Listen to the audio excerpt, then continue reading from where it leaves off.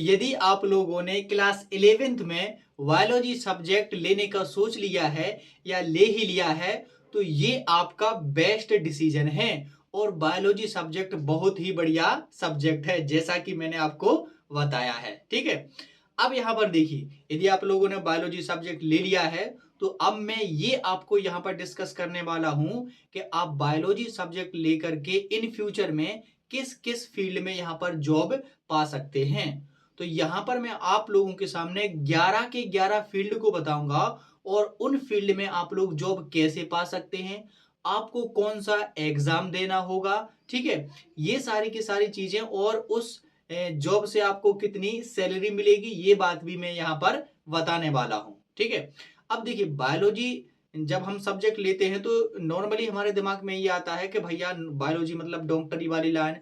तो ये बिल्कुल बात सही है, बायोलॉजी जो ले लेते हैं उनका मेन जो फोकस होता है वो डॉक्टरी लाइन ही होता है। ठीक है, तो इसी से शुरुआत करके हम अलग फील्ड तक पहुंचेंगे। ठीक, ये वीडियो आपके लिए बहुत ही इंफॉर्मेटिव होने वाली है। तो सबसे पहले फील्ड की यहाँ पर मैं बात करने वाला हूँ, वो है हमारी यहाँ पर मेडिकल फील्ड। कौन सी? Medical field. मेडिकल फील्ड यानी कि हमारी चिकित्सा वाला क्षेत्र।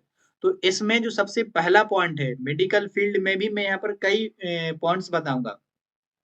तो इसमें जो पहला पॉइंट है वो हमारा एमबीबीएस यानी कि डॉक्टर, वो भी बड़े लेवल का। अब देखिए, किसी से कभी एमबीबीएस का फुल फॉर्म पूछा जाता है तो वो एम से ही सोचने लगता है कि एम से मतलब कुछ होगा ही होगा, लेकिन एमबीबीएस का फुल फॉर्म होता है, यदि आपको डॉक्टर बनना है तो अभी से सीख लीजिए, bachelor of medical and bachelor of surgery. ये एमबीबीएस का फुल फॉर्म होता है, ध्यान रखिए। ठीक है, एम से यहाँ पर स्टार्ट है, लेकिन ये बी से ऐसा स्टार्ट होता है। तो अगर आप लोगों ने एमबीबीएस कर ली तो आप एक डॉक्टर बन सकते हैं, और डॉक्टर में एक बहुत बड़े लेवल की, जैसे कार्डियोलॉजी वाले डॉक्टर, न्यूरोलॉजी या फिर पीडियोटिक्स आदि में आप विशेषज्ञता हासिल करके एमडी या एमएस प्राप्त कर सकते हैं। ठीक है, तो ये तो हो गया कि एमबीबीएस आप कर सकते हैं। अब इस एमबीबीएस को करने के लिए आपको क्या करना होगा, तो ध्यान से देखिए जरा। इसकी जो परीक्षा है, इस एमबीबीएस को करने के लिए आपको कौन सा एग्जाम देना होगा, तो आपको देना होगा नीट यूजी का। यहाँ पर नीट का फुल फॉर्म होता है national eligibility cum entrance test. तो आपको नीट का, ये तो आपने सुन ही रखा होगा कि डॉक्टर बनना है तो नीट का एग्जाम यहाँ पर देना पड़ेगा। तो आपको नीट का ये एग्जाम देना है। अब इसमें आप एलिजिबल कब हैं, तो कक्षा 12th में यानी कि 12वीं में आपको पीसीएमबी यानी कि फिजिक्स केमिस्ट्री बायोलॉजी यानी कि बायोलॉजी सब्जेक्ट के साथ में आपको न्यूनतम 50% अंक लाना पड़ेगा, यानी कि जो आपकी मार्कशीट होनी चाहिए वो 50% होनी चाहिए। इससे अधिक तो 100 भी चल जाएगी। ठीक है, लेकिन मिनिमम 50 होनी चाहिए। और एज है वो आपकी 17 से 25 होनी चाहिए। ठीक है, नॉर्मल वर्ग के लिए। अब देखिए, और एग्जाम पैटर्न जो है वो किस प्रकार से होता है, तो भैया जो नीट का एग्जाम है वो आपका 720 नंबर का यहाँ पर होता है, जिसमें फिजिक्स केमिस्ट्री और बायोलॉजी। तो यहाँ पर जो आपका बायोलॉजी मेन है, तो बायोलॉजी 720 में से यहाँ पर आती है आपकी भैया 300 कितने, यहाँ पर 60 नंबर की। ठीक है, कितने? 360 नंबर की आपकी आ जाती है। और यहाँ पर जो ये हमारा यदि केमिस्ट्री की बात करें तो 180 नंबर का, और इसकी यदि हम बात करें तो ये भी हमारा फिजिक्स 180 नंबर का यहाँ पर पूछा जाता है। ठीक है, तो ये कुछ इस प्रकार से आपका पूरा का पूरा 720 नंबर यहाँ पर बनते हैं। और इसमें जो एमसीक्यू क्वेश्चन होते हैं, और एक एमसीक्यू आपसे जो क्वेश्चन पूछा जाता है वो 4 नंबर का होता है। तो टोटल यहाँ पर 720 नंबर का एग्जाम होता है। इसमें 180 नंबर की फिजिक्स आती है, 180 नंबर की केमिस्ट्री, लेकिन बायोलॉजी आपकी 360 नंबर की आती है। ठीक है, तो ये तो होगी आपकी बात कि एग्जाम का पैटर्न कैसा होगा। अब इसके अलावा और कैसे हम, चलो मान के चलो आपको नीट का एग्जाम नहीं देना है, फिर भी एमबीबीएस करना है, तो आप विदेशों में भी मेडिकल डिग्री प्राप्त कर सकते हैं। इसके लिए आपको एफएमजीई का एग्जाम देना होगा, फॉरेन मेडिकल ग्रेजुएट एग्जामिनेशन, ये आपको देना होगा। इसके लिए आपको स्कॉलरशिप मिल जाएगी, फिर आप विदेशों में भी जा करके इस एमबीबीएस की तैयारी कर सकते हैं और बेहतरीन डॉक्टर यहाँ पर बन सकते हैं। ठीक है, अब यदि वेतन की बात करें, तो वेतन यहाँ पर आपकी शुरुआती है वो 6 से 10 लाख रुपए होती है पर वर्ष, यानी कि हर एक साल में आपको 6 से 10 लाख मिल जाते हैं। और यदि आप लोग स्पेशलिस्ट हो जाते हैं तो ये 20 लाख प्लस भी हो जाती है, मतलब 1,80,000 के समथिंग आपको ये एक महीने सैलरी, हर एक महीने की सैलरी हो जाती है। तो ये होगी एमबीबीएस, ठीक है। अब देखिए अब देखिए आप ये भी पूछ सकते हैं कि सर मुझे नीट की तैयारी करना है, मैं कैसे करूं? तो आपको 11th में ही सब्जेक्ट ले लेना है, वो तो आपने ले ही लिया है, तभी तो अब आप अभी तक बने हुए हो। तो यदि आपने ले लिया है तो अब आपको क्या करना है, 11th में ही अपनी नीट की तैयारी कर देना है। बहुत सारे कोचिंग्स हैं ऑनलाइन ऑफलाइन जो नीट की तैयारी यहाँ पर करवाते हैं। और यदि आप लोग चाहते हैं कि मैं आपको बेस्ट ऑनलाइन ट्यूशंस बताऊं या फिर ऑफलाइन आपको बताऊं कि कौन जो नीट के लिए है, तो मैं बता सकता हूँ, ठीक है। तो ये तो हो गया एमबीबीएस। अब इसी मेडिकल फील्ड में दूसरा देख लीजिए आप लोग, दूसरा हमारा बीडीएस।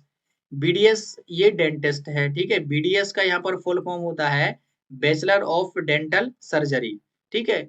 इसको करने के बाद आप दंत चिकित्सक बन सकते हैं, यानी कि जो हमारे दांत होते हैं ना, ये क्यों खराब होते हैं, इनको कैसे ठीक कर सकते हैं, ठीक है।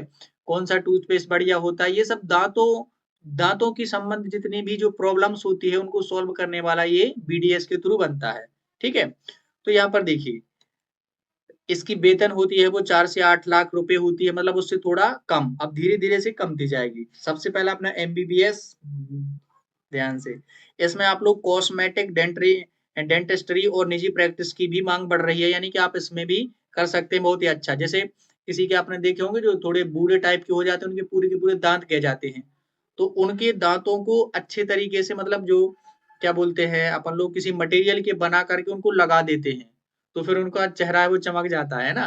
तो वो जो सब होता है कि कैसा उनका अपन को माप करना है, कैसे दांत अपने लगाने हैं, तो ये सब आप लोग कॉस्मेटिक डेंटिस्ट के अंदर आप लोग कर सकते हैं, ठीक है।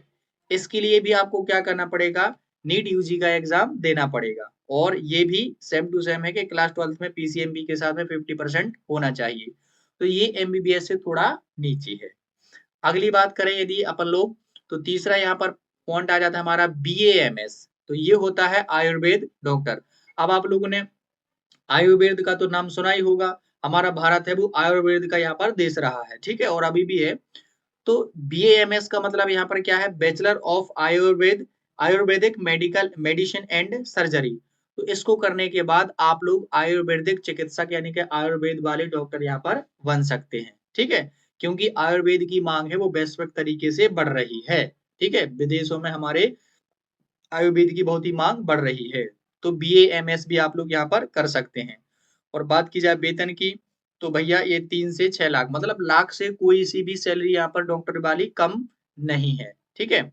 आप लोग अपना निजी क्लिनिक भी खोल सकते हैं बीएएमएस करके, ठीक है। और वेलनेस सेंटर से भी आप लोग जा सकते हैं, ठीक है। और इसमें फ्यूचर विकल्प आगे भविष्य की बात करें तो चिकित्सा की मांग के कारण इसको बढ़ रहा है। ये पहले बात कर चुके हैं कि आयुर्वेद की मांग विदेशों में बढ़ रही है, तो ये अच्छा है। सेम एग्जाम आपको देना पड़ेगा नीट यूजी, क्योंकि स्कोर लगता है, बहुत अच्छे नंबर आए तो आपका एमबीबीएस, उससे कम आए तो बीडीएस, उससे कम आए तो बीएमएस, ऐसा चलते रहता है। फिर आप अपनी इच्छा अनुसार भी ले सकते हैं कि मुझे ये लेना है। तो ये तो हो गया हमारा आयुर्वेद वाला।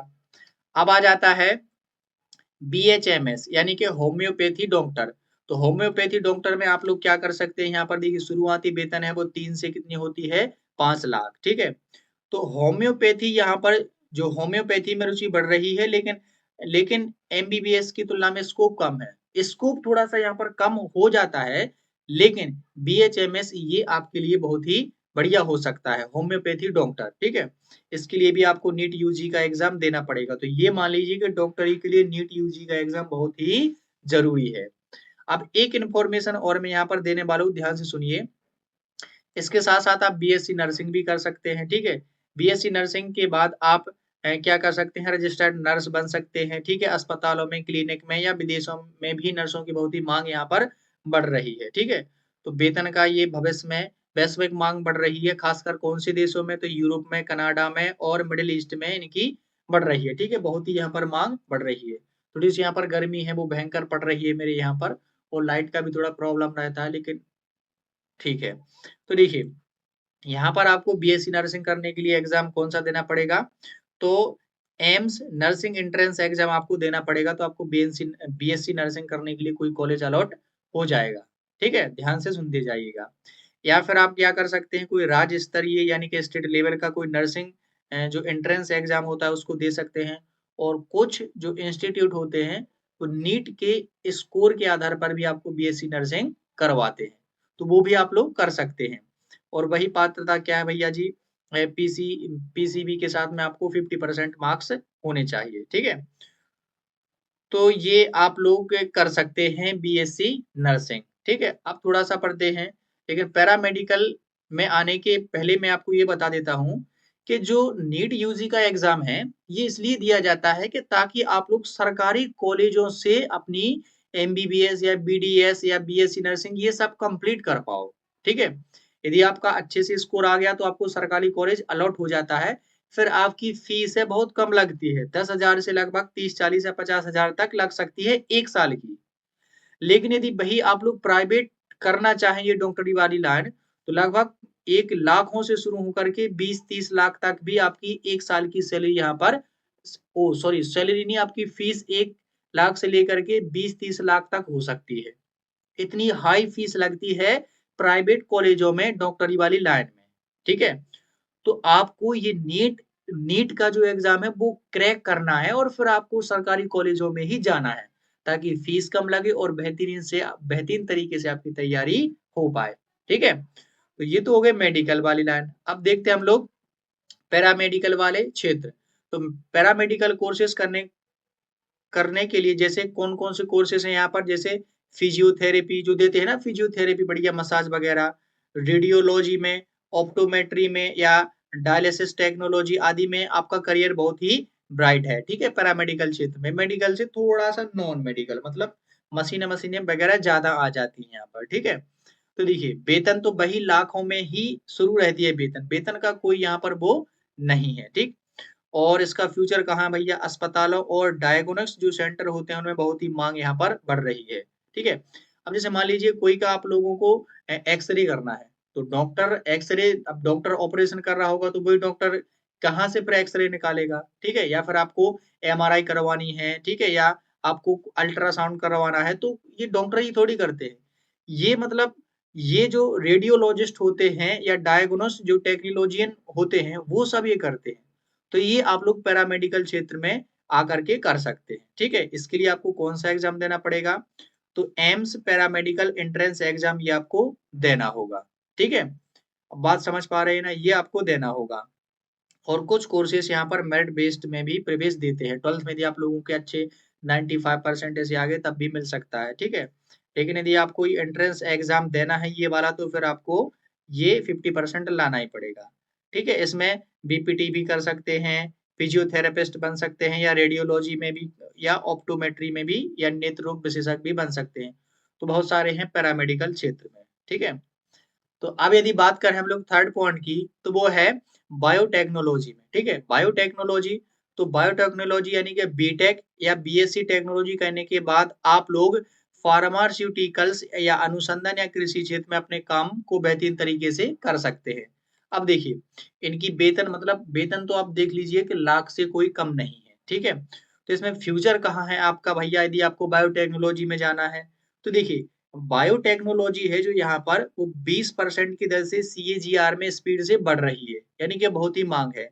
तो इसमें आप लोग क्या कर सकते हैं, जेनेटिक इंजीनियरिंग, वैक्सीन डेवलपमेंट और बायो इन्फॉर्मेटिक्स में बहुत ही ज्यादा स्कोप है, यहाँ पर आप लोग काम कर सकते हैं। अब देखिए बायोटेक्नोलॉजी में क्या होता है, वैक्सीन डेवलपमेंट का काम। अभी आपको पता है कि ये कोरोना महामारी पड़ी थी ना, तो कितने सारे पूरे वर्ल्ड के डॉक्टरों ने मिलकर के यहाँ पर वैक्सीन बनाने की कोशिश की थी, फिर उनमें से कुछ डॉक्टरों ने ही वैक्सीन बना पाई है जो कि सक्सेसफुल रही है, ठीक है। तो देखिए बहुत सारी बीमारियां इसी प्रकार से बढ़ रही हैं, तो उन बीमारियों से लड़ने के लिए हमें क्या करना पड़ता है, वैक्सीन यानी कि टीके बनाने की आवश्यकता होती है जो उस रोग से लड़ पाए। तो बायोटेक्नोलॉजी में यही होता है कि यदि आप लोग बायोटेक्नोलॉजी से रिलेटेड फील्ड में जाते हैं तो फिर आपको वैक्सीन बनाना यहाँ पर सिखाया जाएगा, ठीक है। या फिर जेनेटिक इंजीनियरिंग सिखाई जाएगी, डीएनए से रिलेटेड जो भी, जैसे आर्टिफिशियल अभी डीएनए के द्वारा जो एआई के द्वारा जो बच्चे पैदा किए जा रहे हैं, तो ये सारी की सारी चीजें हैं वो बायोटेक्नोलॉजी के अंतर्गत होती हैं, ठीक है। तो वैक्सीन डेवलपमेंट ये बहुत ही अच्छा स्कोप है, यदि आपका दिमाग है वो बहुत ही खुराफाती है कि मैं ये चीज बना लूंगा ये चीज बना लूंगा, तो आपको बायोटेक्नोलॉजी में जाना चाहिए, ठीक है। अब यहाँ पर अगर बात करें 4 पॉइंट की, तो वो है वो क्या है क्या माइक्रोबायोलॉजी क्या है भैया? ये हमारा माइक्रोबायोलॉजी, ठीक है। तो बीएससी माइक्रोबायोलॉजी करने के बाद आप हेल्थ केयर, फूड प्रोडक्शन और फिर पर्यावरणीय निगरानी में भी काम यहाँ पर कर सकते हैं। तो भैया यहाँ पर सैलरी तो आपको पता ही है, एक बार बता चुका हूँ। तो देखिए माइक्रोबायोलॉजी में आपका यहाँ पर क्या फ्यूचर स्कोप है, तो कोविड-19 जैसे संकटों में जो माइक्रोबायोलॉजिस्ट की मांग बढ़ रही है। माइक्रोबायोलॉजिस्ट यानी कि जो बहुत ही माइक्रो लेवल पर जीवाणु होते हैं, उनकी स्टडी करने में कि ये जीवाणु कैसा है, ये कहाँ से आया, कैसे फैला, इसकी क्या खासियत होती है, इन सबको एनालाइज करने की बहुत ही मांग बढ़ रही है। और आपको पता है कि ये कितना डेंजरस होता है। तो माइक्रोबायोलॉजी में भी अरे डेंजरस आपके लिए नहीं होता है। नहीं, आपको उसकी स्टडी करना है, वरना डर जाओ कि नहीं कोविड जैसा है ये, तो मुझे तो बहुत डर लगता है, मुझे नहीं। नहीं, नहीं, ये आपको इफ़ेक्ट नहीं करेगा, आप तो उस चीज़ को स्टडी कर रहे हैं। तो बहुत ही केयरफुल तरीके से स्टडी स्टडी करवाई जाती है, तो आपको डरने की ज़रूरत नहीं है, ठीक है? और इस माइक्रोबायोलॉजी में जाने के लिए आपको क्या करना पड़ता है, सीयूटी का एग्ज़ाम देना पड़ता है। सीयूटी का एग्ज़ाम जो होता है, कॉमन यूनिवर्सिटी एंट्रेंस टेस्ट, तो ये माइक्रोबायोलॉजी से रिलेटेड होता है और कुछ जो इंस्टीट्यूट हैं, वो मेरिट बेस पर भी देते हैं, ठीक है? अब इसके बाद में आ जाता है 5वां पॉइंट जो कि है एनवायरमेंटल साइंस रिलेटेड रिलेटेड यानी कि पर्यावरण से संबंधित। तो इसमें क्या है बीएससी एनवायरमेंटल साइंस के बाद आप पर्यावरण में संरक्षण, वन्य जीव संरक्षण या सरकारी योजनाओं में काम कर सकते हैं। यानी कि पर्यावरण को कैसे बचाया जा सकता है, वन्य जीवों का कैसे संरक्षण किया जा सकता है, ये आप लोग सब यहाँ पर एनवायरमेंटल साइंस में कर सकते हैं। ठीक है, और बात की जाए यदि सैलरी की तो आपको पता ही है।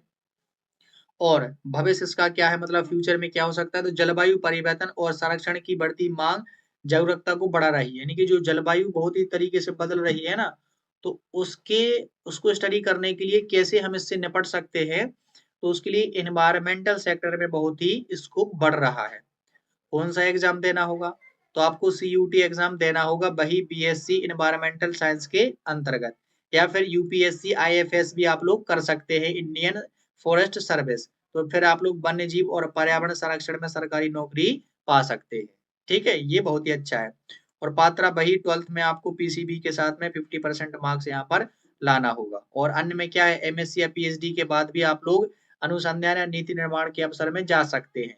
ठीक है, तो देखिए अगला यहाँ पर पॉइंट क्या है, छठवां, फार्मेसी। तो बी फार्मेसी करने के बाद या डी फार्मेसी, यहाँ पर बी फार्मेसी करने के बाद आप फार्मासिस्ट या ड्रग डेवलपर या फिर क्वालिटी कंट्रोल एनालिस्ट भी बन सकते हैं। फार्मासिस्ट यानी कि जिसको दवाइयों का पूरा नॉलेज हो कि ये दवाई इस रोग में लगती है, ये दवाई इस रोग में लगती है, जो जितने मेडिकल वाले होते हैं ना, जो ड्रग डेवलपर, जैसे ड्रग डेवलपर भी, जैसे मतलब कोई दवाई बनना है, जैसे पैरासिटामोल है, तो अब वो यदि बनानी है, तो ये फार्मेसी के अंतर्गत ये काम होता है कि दवाई है वो कैसे बनती है और कितनी मात्रा में इसको हमें बनाना है, कैसे इसका यूज करना है, तो ये सब हमें फार्मेसी के अंतर्गत यहाँ पर सिखाया जाता है। और बी फार्मेसी करने के बाद अपना मेडिकल भी खोल सकते हैं, क्योंकि आपको हर एक दवाई के बारे में पता चल जाता है कि इस दवाई है वो इस रोग के इलाज के लिए है। ठीक है, तो आप अपना प्राइवेट मेडिकल भी यहाँ पर खोल सकते हैं। तो इसकी वेतन तो ये सरकारी, यदि आप लोग एम फार्मा कर लेते हैं तो और भी बढ़ सकती है। और ये आप लोग ड्रग डेवलपर बन जाते हैं तो ये हमारी सरकार की तरफ से इतनी आपको सैलरी मिलती है। और आप अपना मेडिकल खोल लेते हो तो फिर तो आपकी बात ही अलग है, जितनी आप दवाइयाँ बेचोगे उतने पैसे कमाओ। ठीक है, फ्यूचर भैया फार्मास्यूटिकल में आपका उद्योग निरंतर बहुत ही स्थिर मांग है, बिल्कुल मांग है। ठीक है, एग्जाम क्या है, नीट का एग्जाम आपको देना पड़ेगा, इसके लिए कुछ में आपको देना पड़ेगा, जीपैट का भी आप लोग एग्जाम दे सकते हैं। ठीक है, ग्रेजुएट फार्मेसी एप्टीट्यूड टेस्ट, ये टेस्ट देंगे तो आपको फार्मेसी में दाखिला मिल जाएगा। एम फार्मेसी भी आप लोग कर सकते हैं, इसके लिए स्टेट लेवल के एग्जाम होते हैं, जैसे एमएच, सीईटी और केसीईटी, ये कई प्रकार के ऐसे एग्जाम होते हैं। ठीक है, और पात्रता क्या है भैया, पीसीबी या पीसीएम के साथ में आपको 50% यहाँ पर मार्क्स के साथ में पास होना चाहिए। तो आप फार्मेसी भी यहाँ पर कर सकते हैं। ठीक है, अगला है आप लोग वेटनरी सर्जन भी बन सकते हैं, यहाँ पर साइंस नहीं है, वेटनरी सर्जन यानी कि आप लोग पशुओं वाले डॉक्टर भी बन सकते हैं। जैसे बीवीएससी यानी कि बैचलर ऑफ वेटनरी साइंस, यहाँ पर साइंस ये स्ट्रीम का नाम लिखा है, डेंटिस्ट या सर्जन होना चाहिए, ठीक है। के बाद आप पशु चिकित्सक बन सकते हैं, यानी कि आप वेटरनरी सर्जन या वेटरनरी डॉक्टर यहाँ पर बन सकते हैं, ठीक है। फिर आप लोग चिड़ियाघर में, पशु आश्रय में या अनुसंधान केंद्रों में बहुत सारी नौकरियां यहाँ पर पा सकते हैं, और इसकी भी आपके पास में बहुत ही हाई सैलरी यहाँ पर वेतन होती है, ठीक है। पालतू जानवरों की जनसंख्या बढ़ रही है, जिससे मांग बढ़ रही है। देखिए आपने आसपास में कितने बहुत सारे पालतू जानवर हैं, तो उनके लिए कोई रोग होता है, बीमारी होती है, तो वो डॉक्टर आते हैं, तो भाई आप बन सकते हैं। एग्जाम क्या देने पड़ेगा आपको, नीट, और नीट यूजीपीआई वीएटी, आपको ये एग्जाम देना पड़ेगा। कुछ राज्यों में अपने होते हैं, ठीक है, कुछ में नहीं होते हैं। तो यहाँ पर 12th में आपको पीसीबी के साथ 50% मार्क वही, ठीक है, और एमबीएससी के बाद आप विशेषज्ञता प्राप्त कर सकते हैं। अगला देखा जाए तो फॉरेंसिक साइंस। अब देखिए फॉरेंसिक साइंस ये क्या होती है भैया, बीएससी फॉरेंसिक साइंस करने के बाद आप अपराध जांच वैज्ञानिक के रूप में भी काम कर सकते हैं। आपने देखो सीआईडी का नाम तो सुना ही होगा, सीआईडी में आपने डॉक्टर सालुके का नाम तो सुना ही होगा। वो क्या करते हैं, क्राइम जहां पर होता है उसके उसको अच्छे से जांच करते हैं, वहां से कुछ टेस्ट के लिए कुछ मटेरियल लाते हैं, उसको टेस्ट करते हैं और बताते हैं कि मर्डर किस प्रकार से हुआ, मरने वाला कैसा था, उसकी उम्र कितनी थी, वो बता देते हैं, बस ऐसे उसकी जांच करके थी, वो जल गया हो तो। और भी बहुत सारे फिंगरप्रिंट ऐसी जानकारी सब वो बता देते हैं। तो ये हम सब करते हैं फॉरेंसिक साइंस के अंतर्गत। तो ये भी आप बायोलॉजी के द्वारा ही बन सकते हैं, डॉक्टर सालुके की तरह, ठीक है। तो देखिए वेतन भाई आपकी बहुत सारी है। अब यदि मैं इसकी बात करूं कि आपको इसके लिए कौन सा एग्जाम देना पड़ेगा, तो आपकी परीक्षा है वो सीयूटी, सीयूईटी या कोई संस्थान स्तरीय परीक्षा भी हो सकती है, ठीक है। या तो कॉमन यूनिवर्सिटी एंट्रेंस टेस्ट होगा, या फिर कोई संस्थान जो भी करवाती होगी फॉरेंसिक साइंस की तैयारी, वो अपना एग्जाम करवा देगी। और आपका एलिजिबिलिटी क्या है, तो या पीसीबी के साथ में 50% मार्क्स होना चाहिए, तो आ ही जाएंगे। और अन एमएससी फोरेंसिक साइंस के बाद आपका स्कोप और ज्यादा बढ़ जाता है, ठीक है। अगला देखते हैं भैया कृषि विज्ञान, यानी कि एग्रीकल्चर साइंस में यदि देखा जाए तो बीएससी एग्रीकल्चर करने के बाद आप कृषि अनुसंधान में खेती सलाहकार या सरकारी नौकरियों या सरकारी योजनाओं में भी आप काम कर सकते हैं। और ये आपकी वेतन है भैया, जो इसका फ्यूचर है ना आपका, सतत खेती, यानी कि जो निरंतर खेती, जैसे क्या होता है हमारे भारत में मौसमी खेती होती है, कि अभी मौसम है तो खेती कर लो, फिर मौसम नहीं होगा तो खेती नहीं होगी। तो क्या कर रहे हैं वैज्ञानिक, सतत खेती बनाने के लिए कई तरह की खोजें कर रहे हैं, ठीक है। और खाद्य सुरक्षा, यानी कि जो हमारा अनाज है वो ज्यादा से ज्यादा खराब ना हो, उसको किस तरीके से बढ़ाया जाए, तो इसकी मांग बढ़ रही है। तो ये हम बायोलॉजी सब्जेक्ट वाले ही एग्रीकल्चर साइंस में जा सकते हैं, बहुत अच्छे तरीके से कर सकते हैं। और हाँ, जो एग्रीकल्चर सब्जेक्ट लिए हैं वो भी ये कर सकते हैं, ठीक है, क्योंकि एग्रीकल्चर सब्जेक्ट में एक एग्रीकल्चर सब्जेक्ट में एक सब्जेक्ट होता है जिसका नाम होता है PCMB, physics chemistry math biology, इसमें सब होता है। अब यदि आपको एग्रीकल्चर साइंस में जाना है तो कौन सा एग्जाम देना पड़ेगा, ICAR AIEE, ये आपका एग्जाम होता है। इसको देने से आपका एग्रीकल्चर साइंस में एडमिशन हो जाएगा, यदि आप इसको क्वालिफाई करते हैं तो।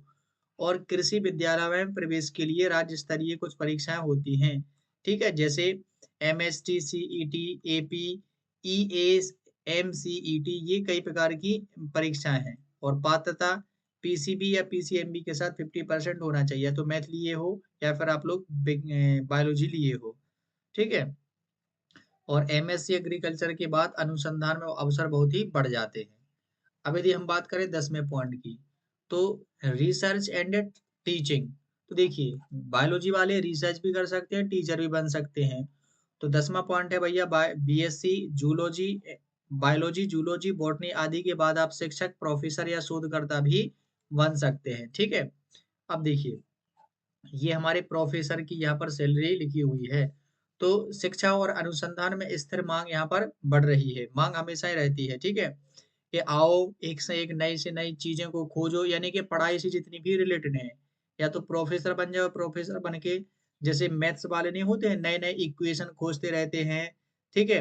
वैसे ही तुम जूलॉजी बॉटनी या बायोलॉजी में नए नए किसी भी चीज को समझने के लिए नए नए तरीके बता सकते हो, कोई भी चीज को बेहतरीन तरीके से समझ सकते हो। जैसे कोई टीचर है, उसने किसी टॉपिक को किसी और तरीके से एक्सप्लेन किया है, किसी और तरीके से किसी लेखक ने लिखा है, लेकिन तुम उस सब्जेक्ट में और रिसर्च करके और आगे बढ़ करके उसको किसी अलग तरीके से भी प्रेजेंट कर सकते हो। इसके लिए एग्जाम क्या होता है, यूजीसी नेट होता है, जिसमें कॉलेज शिक्षक या जूनियर रिसर्च फेलोशिप यानी कि जेआरएफ के लिए, ठीक है, यूजीसी नेट का होता है, या सीएसआईआर नेट का भी होता है। ठीक है, विज्ञान अनुसंधान के लिए आप गेट एग्जाम भी दे सकते हैं, या एमएससी या पीएचडी में प्रवेश के लिए गेट एग्जाम यहाँ पर होता है, क्योंकि आप पीएचडी के थ्रू यहाँ पर रिसर्च कर सकते हैं। ठीक है, पात्रता तो यहाँ पर आपकी या तो आप ग्रेजुएट हो या फिर आप पोस्ट ग्रेजुएट हो, इनमें 55% आपकी मार्कशीट होनी चाहिए, और पीएचडी के बाद आप प्रोफेसर या वैज्ञानिक भी बन सकते हैं। और यहाँ पर हमारा लास्ट पॉइंट आ जाता है भैया, सरकारी नौकरियां गवर्नमेंट। अच्छा, वो भी सरकारी नौकरियां थी, लेकिन ये बायोलॉजी से रिलेटेड है, ठीक है, कुछ वो सारी बायोलॉजी से रिलेटेड है भाई, ये मत समझना। तो देखिए, बायोलॉजी बैकग्राउंड के साथ साथ आप यूपीएससी, एसएससी या अन्य सरकारी योजनाओं और परीक्षाएं भी दे करके नौकरी पा सकते हैं। जैसे देखिए, UPSC IFS Indian forest service, जो कि मैं पहले बता चुका हूँ। एसएससी सीजीएल दे सकते हैं, इसमें हेल्थ केयर और अनुसंधान विभाग में नौकरी आप पा सकते हैं।